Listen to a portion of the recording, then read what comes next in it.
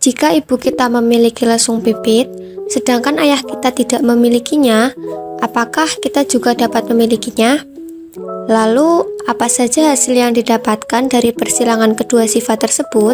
Untuk mengetahui lebih jelasnya, yuk kita simak video ini sampai akhir ya.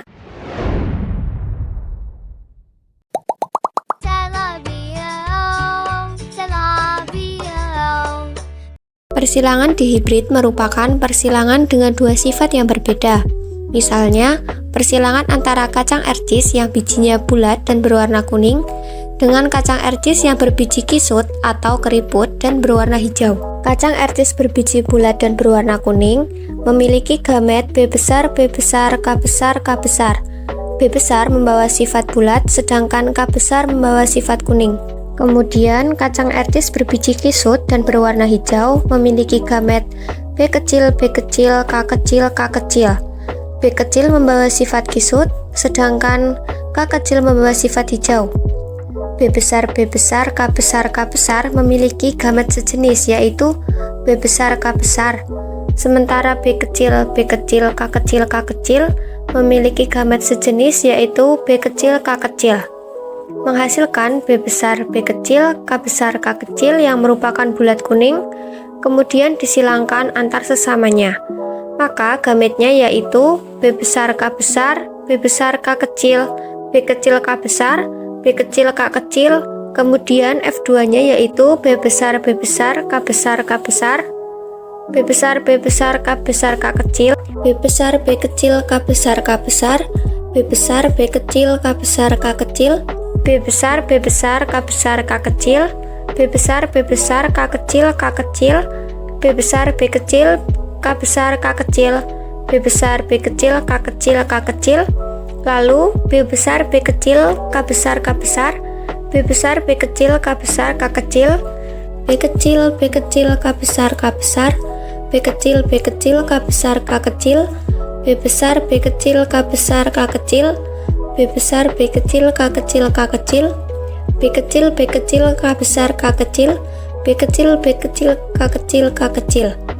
Fenotip yang dihasilkan yaitu 9 buah bulat kuning, 3 buah bulat hijau, 3 buah kisut kuning, dan 1 buah kisut hijau. Perbandingan genotipnya yaitu 9:3:3:1. Persilangan dihibrid dapat digunakan dalam pewarisan sifat di sebuah keluarga.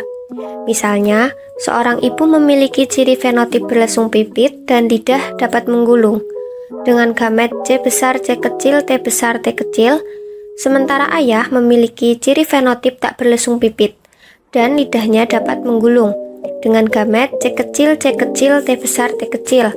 Lalu, berapa persenkah kemungkinan anaknya memiliki ciri fenotip sama seperti ibunya?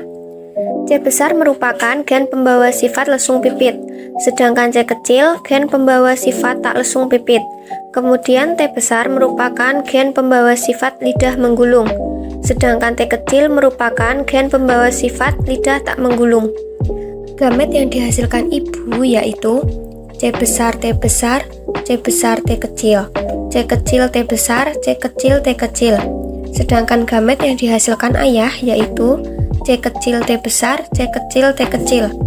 Kemungkinan dari persilangan ini yaitu C besar, C kecil, T besar, T besar, C besar, C kecil, T besar, T kecil, C kecil, C kecil, T besar, T besar, C kecil, C kecil, T besar, T kecil, C besar, C kecil, T besar, T kecil, C besar, C kecil, T kecil, T kecil, C kecil, C kecil, T besar, T kecil, C kecil, C kecil, T kecil, T kecil.